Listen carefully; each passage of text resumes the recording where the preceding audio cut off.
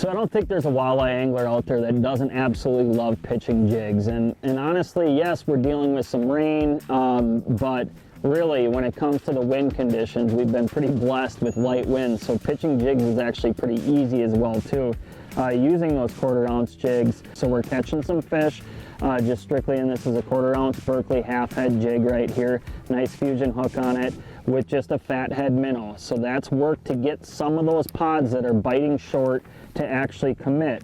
But we've caught plenty of fish on artificials as well too. And the one thing that we've definitely seen and what Thomas does a lot out here is use things, artificials that are very natural. This here is a power bait minnow right here, 3 or 4 inch, natural colors obviously. We've caught several fish on a 3-inch Berkley Gulp, which this tail here for pitching jigs is probably one of my all-time favorites.